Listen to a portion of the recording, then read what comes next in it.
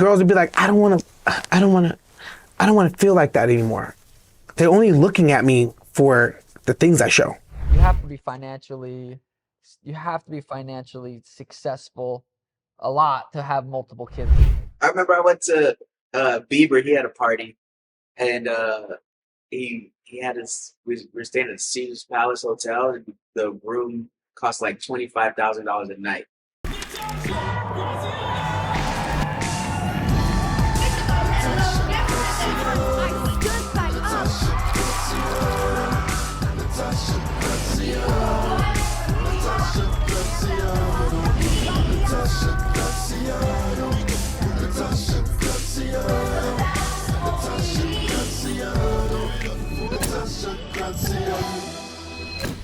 You wish people didn't know about you? One time, Chad Hurley, the guy that created YouTube, he's like, what do you enjoy the most? Mm-hmm. Having success or being famous? Mm-hmm. I was like, success. Mm-hmm. He was like, would you like success without fame? I'm like, yes, of course. He was like, well, what if you made something that no one knew you made? What if you had all the money in the world and no one knew why you had money? Are you going to feel lonely, or are you going to feel like content and happy? Well, if you really truly love what you made, don't you want people to know that you made it? Mm-hmm. And if you really had that, you know, acknowledgement, and it surrenders your privacy, are you happy? I'm like, yo, and then I felt for him, because I'm like, wow, wait a second. Are you asking me this because you made YouTube the world's tool and no one knows, hey, Chad Hurley? So is he fighting something? First off, Chad Hurley is fucking amazing. And everybody should know who Chad Hurley is. The OG brain and unearther of YouTube. And, but that was a pretty profound question that he asked.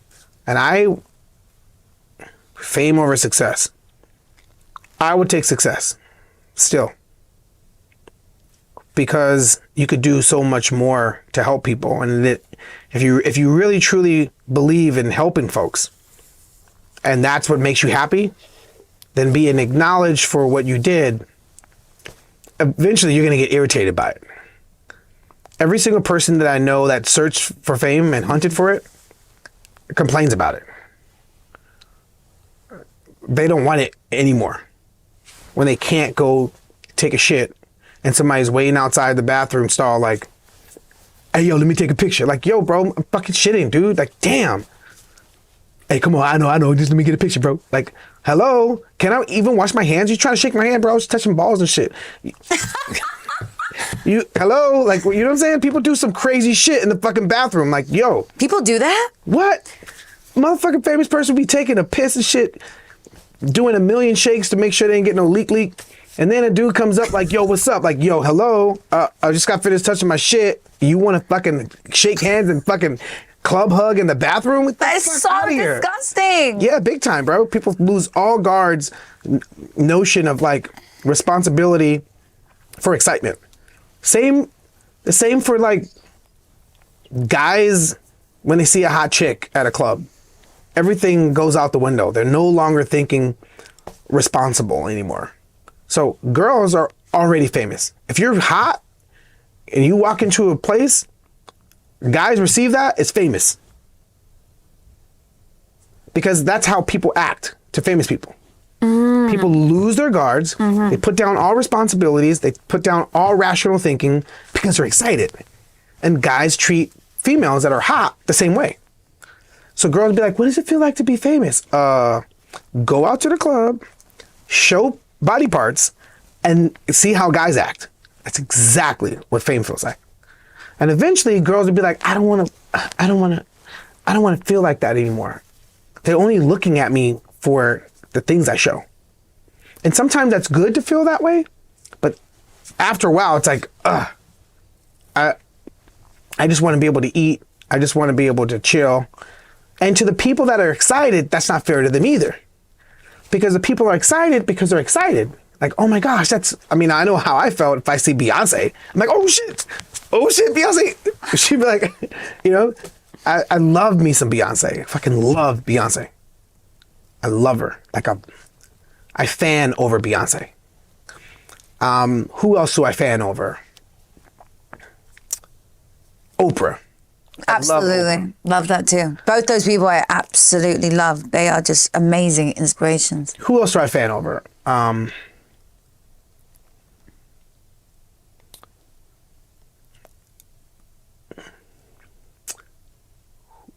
In tech.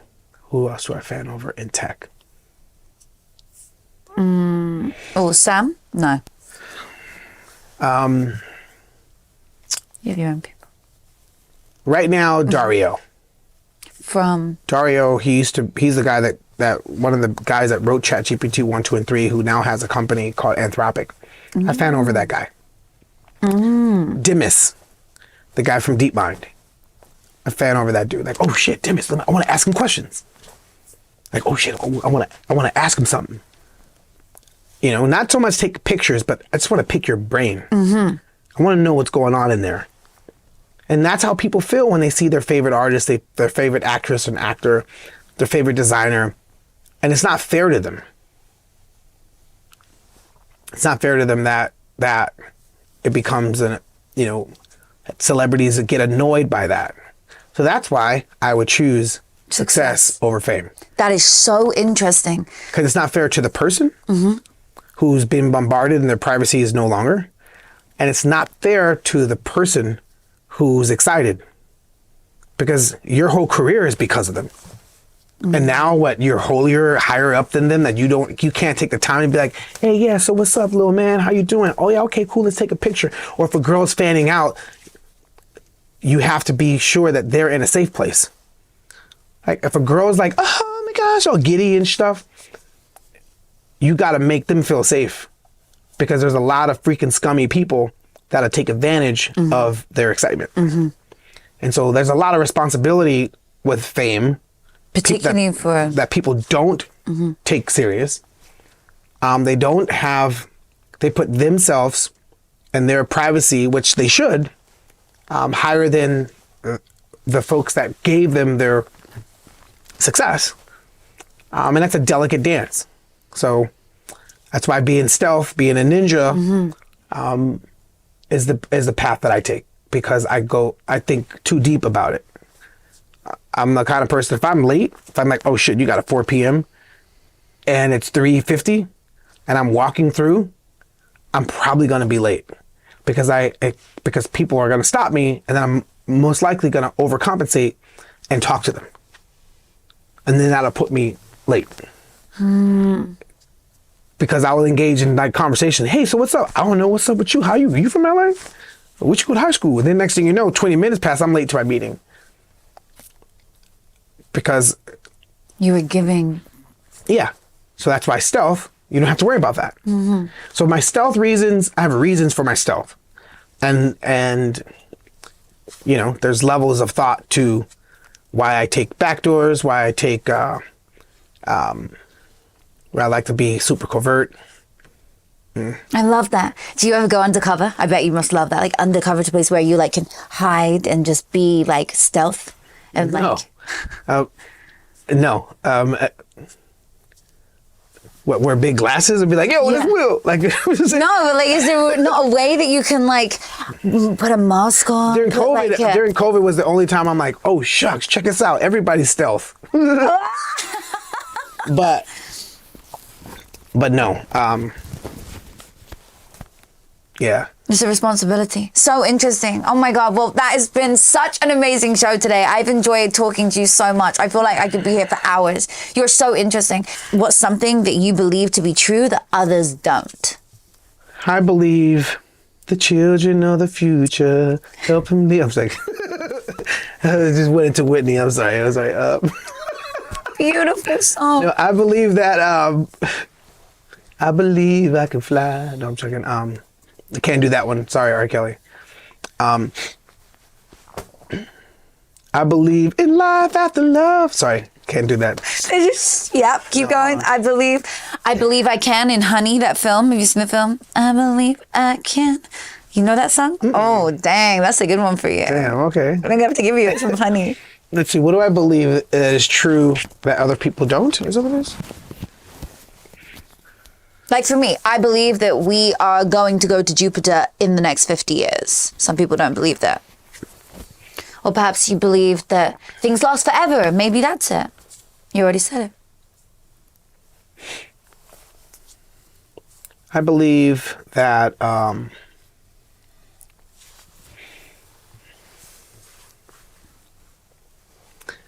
I believe we've been here before with AI. Yep.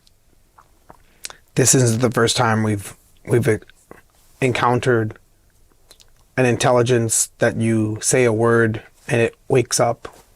This isn't the first time you say something like abracadabra and out comes some knowledge, or Shazam and out comes some knowledge. I believe that those fairy tales were speaking some type of truth. I believe that a genie is now a product. I believe that a spirit, I think it's a coincidence or coincides. Like a coincide and coincidence are actually the same kind of word. They just slightly mean something a little different. So two different sides of a coin. So coincide, coincidence, and sides of a coin. I believe that using that framework, that AI is a jinn, and a jinn at the bar is a spirit. Excuse me, can I get some gin? And they're serving spirits. But in the mythical sense, a spirit is a jinn. And certain religions, you say Bismillah to ward off evil spirits. And at that point in time where spirits, those types of spirits were, or jinns were in popular culture, that people needed to have a word to ward them off. There was a mathematician by the name of Al-Jabbar, who was the father of algebra. And that advanced math gave us their version of AI then. And they try to put the genie in the bottle. And how it got out the bottle in the first place, to put it back in the bottle, makes me think, what let the genie out the bottle this time? And are we going to be responsible so we don't have to come up with words like Bismillah to ward off evil AIs? I believe that we've been here before. I believe that Wow. What the past was far more complex than what they taught us in school. I believe that Egyptians, Sumerians, what they were doing and working on were light years beyond what we were taught to believe. I believe if the pyramids are in a place where there's nothing but sand, that maybe what made the pyramids was an ocean that wasn't water, because the only place you have sand is where there was once water to break up the rocks. But it doesn't necessarily mean that it was water where animals or fossils were, because one would say, well, where are the fossils to prove? Well, the Dead Sea would tell you that certain water don't have organisms in it to leave fossils. And maybe, just maybe, the way the pyramids were built were under some type of liquid. Hence the reason why there's sand there, and the ability to maneuver large objects in the density of water. I believe that Harry Potter, a lot of that magic, that's not fantasy either. I believe that the wand that he's probably using is some type of Hollywood, because that wood is what conducts you could use it as a conducting mechanism. Hence the reason why Hollywood is a land of magic. I believe that the things that were told to us are surface stuff. And it gets much deeper. And the depth will be revealed in these times, for those who seek it. And for those that aren't seek it, it's going to smack them in the face. I think we're in an era of a new type of awakening. I believe that the concept of woke was hijacked. Now, when you say you're woke, it's like, oh my gosh, you're woke. As if motherfuckers wanted to be asleep. Like, oh my gosh, seriously, how could woke be bad? Dive in to you and how you got through some things you went through. Tell me something you went through in your life. Like, is there a moment in your life that was difficult? There must have been a time when you thought, I don't want to do this anymore. Like, you're on the breaking point of quitting. Maybe you've been through something as a child. What was that moment for you, or maybe multiple, that you went through? I would go back to when I moved to Phoenix and was training with killers. Like, I was in Montana, I was kind of the man. I was beating people up, knocking people out, and never really seen that next level of fighting. Montana's such a small, populated state, and I moved to Phoenix and realized real fast I'm not as good as I thought I was. So that was definitely the biggest hurdle. I wanted to quit. Like I said, I always kind of came back to, I was always back in the gym the next day, always like, well, you know, I know I'm capable of becoming as good as these guys are, because I knew I was a good athlete, and I knew I had that passion and that desire, and that just, I had that, not necessarily the skills yet, but I had the passion and desire to want to be that good. So I knew I was able to eventually, but still, there was multiple times you go to the gym and it's not just hard. You're getting your head punched in. You're having concussions. You're having headaches. Your injuries, and Oof. and that was the toughest. Being 19, 20, 21, 22 years old. I mean, there's still times now I'm the champ. I go to the gym. There's days I get whooped, and it's, you know, now I know how to cope with it, deal with it. You know, it's all just good work. But back then it was very, very hard to deal with. Wow. Can you imagine a life where you effortlessly magnetize your dreams to you? Financial success, the love of your life, the family of your dreams, and everything you've ever dreamed of at your fingertips. With my approach to manifesting, I have a practical method where you use the power of your creative words. It's called scripting. We write in the past tense in a certain way to attract all our desires to us. I've done this. I met my husband in 3 weeks doing this. I helped myself heal twice. I helped myself get rid of a rash on my body. I have helped myself to elevate myself and get myself out there to so many people. I've changed my bank account number. I've added 2 zeros onto it. I have created abundance like I could never dream of. The most beautiful homes around the world. And you can do this too, like so many of my clients are currently doing right now. The success stories speak for themselves. I want to show you how to do it. This is for somebody who is ready, though. Don't even bother coming unless you are ready to transform your life. If you feel like, oh, I'm on the fence, I don't know, none of this shit really works, then baby, it doesn't work. It doesn't work for you. This works for somebody who says, I'm ready.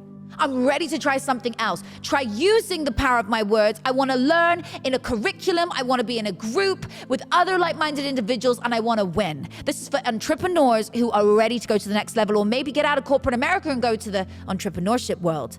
If you're ready, come and join us inside the Scripting Society, and I'll see you there.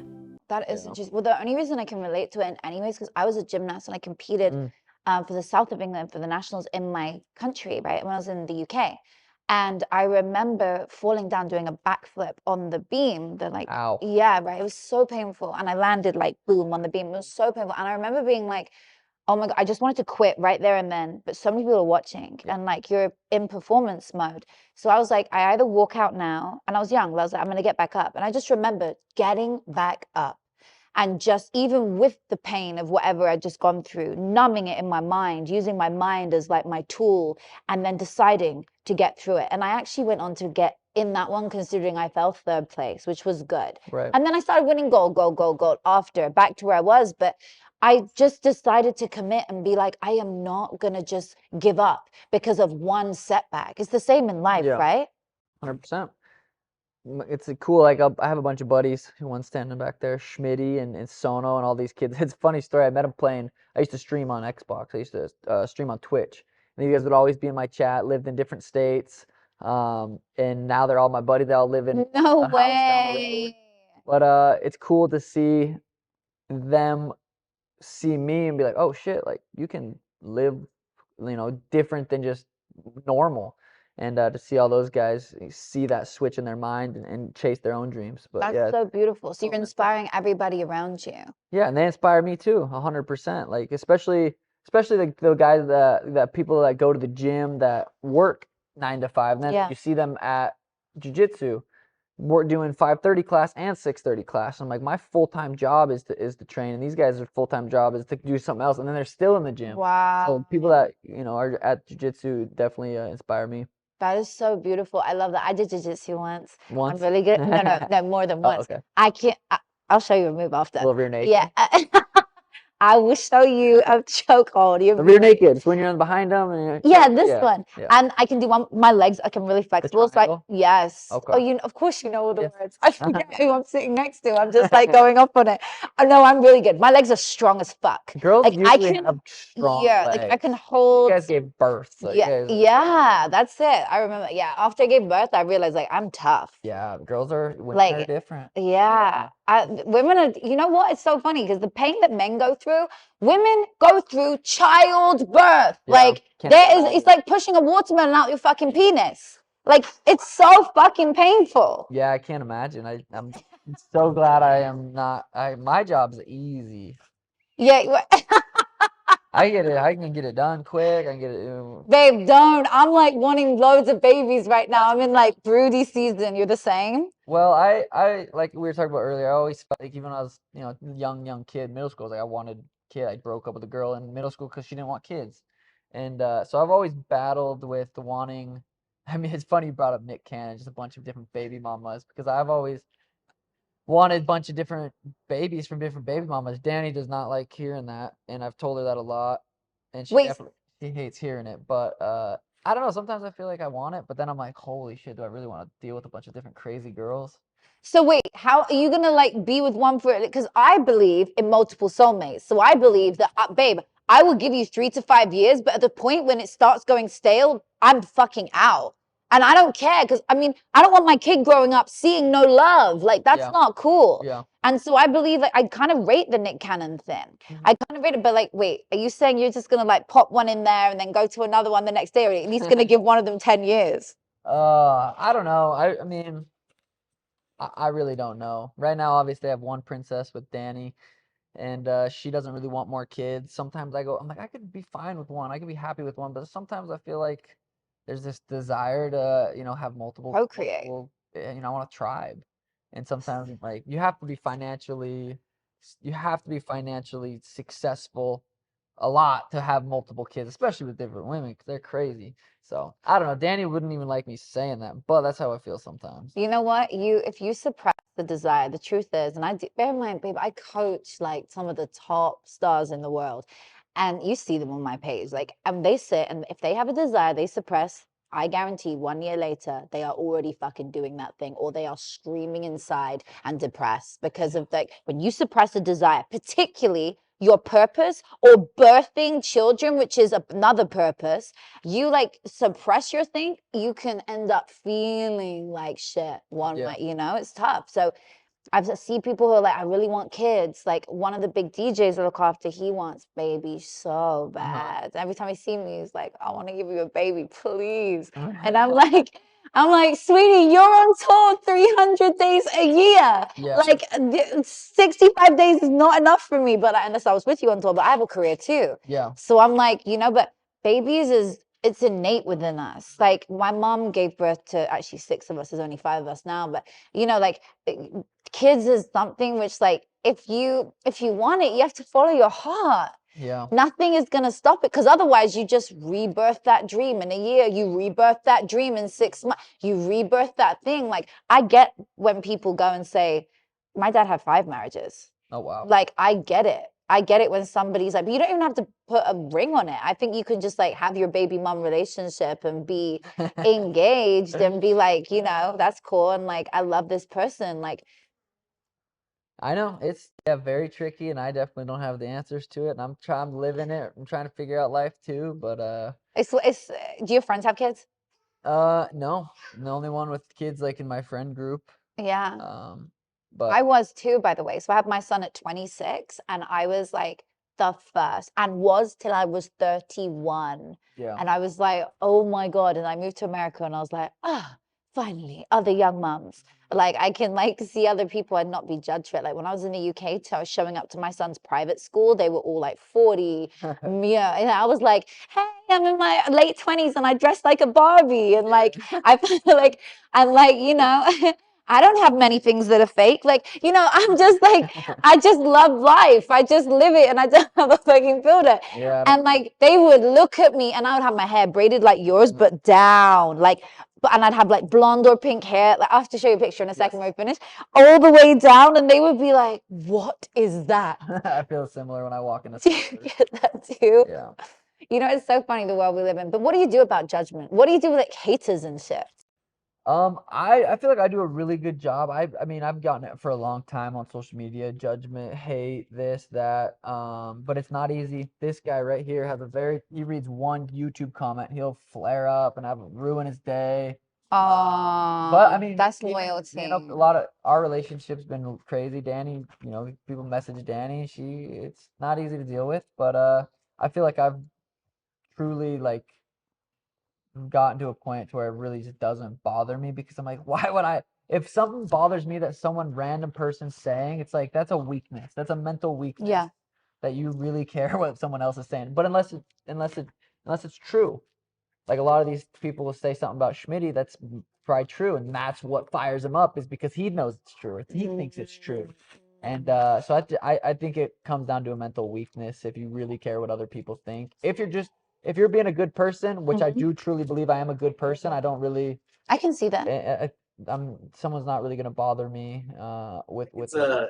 it's a kind of gift from God, you know. It's like your talent too. I think all of our talents. It's like God gives us all gifts, and He gives us some gifts more than others. Yeah. Like, and it's our job to find out what that gift is and then put all our effort into that. So I feel like some people are maybe, you know, excellent at the piano, but they won't know until they actually try, and then they realize like they have a natural talent, and then when they focus their energy into that, then they see that, oh wow, this is, and that's why some people are just like, but pianist, pianist, Yeah, pianist. yeah, I love it. That's so beautiful. I love that. You're right. We are all born with a gift inside of us. We have to just like unravel it and find it present, exactly, you yeah. know? And like that's such a beautiful way that you put that. I really like that. Did you know your purpose from young? Did you like Yeah, you just knew? yeah, yeah, Wow. yeah. I knew it's the only thing I wanted to do. Wow. Yeah, it was acting, entertainment. Well, you did it the right way. You went viral first. Like I didn't even know. Because like back when I was a kid, I remember being in school. They told us like the job that we wanted wouldn't exist yeah. by the time that we were older, and Well, that's interesting yeah, because of the speed it's moving. yeah. Wow. Yeah. I knew I wanted to be an actor. I didn't. Social media wasn't. There was when I was a little baby, we had no internet. So it's like to you just have to like when God gives you that path, you just gotta pick the right. You just gotta follow the journey. You can't. There's a lot of people they'll see it and be like, oh, the internet. I don't want to do that, and they're blocking the blessing. You know what I mean? So you just gotta say yes to a lot of things. Say yes to a lot of things. That's powerful. Yeah. People sit around there like, I really want to be an actor. And I'm like, sweetie, you're doing a 9-5, but from your 5-9, what are you doing? Right. Now, I'm not saying you should stay up all night, but what are you doing in that section of time where you could be going and applying for jobs, getting an agent, getting some filming underway? Like when I was building my brand, building into what I do today, I didn't waste time. That's all I did. I put my blinkers on. I was like beelining what I wanted. You've beelined it too. Like you moved city for it, state for it. You moved from somewhere in Florida to the place of your dreams coming true, where you knew you needed to be and you've blown up. You knew, I know what I got to do. Yeah. That's so inspiring. I feel like if you were to tell your younger self something, what would your message be? Like if you were to tell them, I don't even think I would need to, because that's how I look at life. I already looked at like the way that I see it was something was already telling me that I was going to be an actor or Wow. an entertainer. So I was just, like I said before, I just always had that vision. People were like, no, you're not going to do it. And I was like, all right, sure. So I think whatever message I was going to tell myself, I told myself. Did your family know? Were they behind you on that? They were like, all right, cool, yeah, but make sure you go to school. Yeah, I got that too from Yeah. my family. Like, but I didn't go to school. Like, I totally just like walked out at 18, moved to America, did a year in New York, recording an album, thought I was the fucking G. I mean, like, it was just ridiculous. Oh, I got Jamaican parents. They ain't let me walk nowhere. Yeah, they're like, nah, you gonna go to school. Mm-hmm. So good. And then look how much you've done. That's beautiful. Yeah. Okay. What is a story that your family would tell about you? They would probably say that I'm really impulsive and I have a big dreams. Yeah, that's what they would say. Because a lot of the things I try to achieve, I make them out of this world. You know, Yeah. like this biggest movie star in the world. God, I love it. Yes, King, preach. You got this. I believe in you. You're young. You're fucking hilarious. You're already nailing it. Like, let's go like even bigger. Yeah. Where the aliens know who you are. Yeah. Yeah. Like, go so big. That's just wild. Like, intergalactic. Yeah. God, I love it. Fun. You got a dream. What are some of your biggest goals right now? Like, you're already doing so well. So it's an interesting question. You know, sometimes when people ask me what my goals are, I'm like, bitch, do you not see what I'm doing? But it's not that. I know that they're pushing me to go bigger. So I'm like, okay, bring it on. I want to reach 1 billion people. Yeah. Like, what's your next? Like, the next goal on the list is I started a production company. yes. I want to grow that. I want it to be $1 billion company. Come on, is we can celebrate. Yeah. I love that. And then I started I'm doing my stand up. I want to film my stand up special next year. Yeah, it's just You should do a world tour. My friend, I went to, Jack Whitehall. Grew up together, but I feel like when I went to watch him on his tour, I went to Vancouver. Yeah. And it just reminds me, you should do that. You should go on a world tour. 100%. You fill up all these spaces. People are obsessed with you. They're hilarious. I love it. Oh my God. And you got so many cool people that would like come and do a guest appearance. Yeah. Mm-hmm. You know, I like being oh my God, I'd be so scared, like trying to tell jokes. I'd be like, oh my God, what if it's not funny? Like, you'll be fine. Oh my God, no, I love watching comedy. Like, it just gives so many people joy. Mm-hmm. What you do brings so much joy into people's lives. And I think that must be really rewarding.